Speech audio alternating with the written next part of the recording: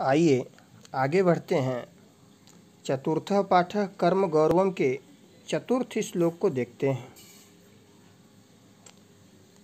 श्लोक है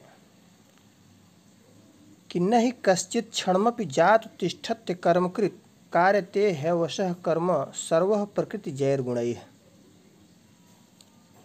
यह श्लोक भी श्रीमद् भगवद गीता के 3 अध्याय से लिया गया है, कर्मयोग से ही लिया गया है। इसका अन्वय है कि कश्चित् जातु क्षणमपि अकर्मकृत् न हि तिष्ठति सर्वः हि प्रकृतिजैः गुणैः अवशः कर्म कार्यते। अर्थात कोई भी मनुष्य किसी भी काल में क्षण मात्र भी बिना कर्म किए नहीं रह सकता, क्योंकि सभी मनुष्य समुदाय प्रकृति जनित गुणों द्वारा परवश हुआ कर्म करने के लिए बाध्य किया जाता है। कहने का आशय है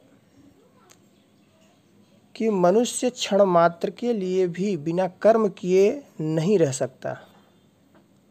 उठते, सोते, जागते,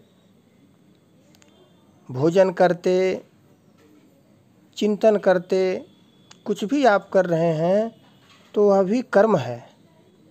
लेकिन प्रकृति आपके गुणों के अनुसार आपसे जबरदस्ती विवशता से कर्म कराती है।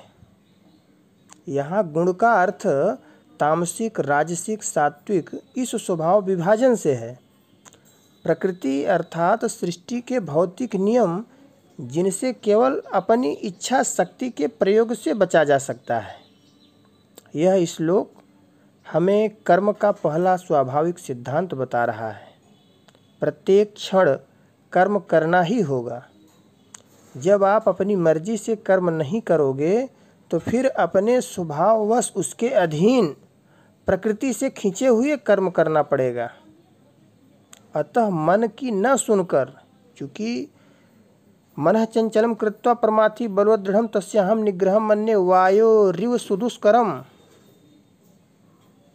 आगे अर्जुन ही कहते हैं कि मन को बस में करना तो तीव्र वायु को रोकने के समान कठिन है।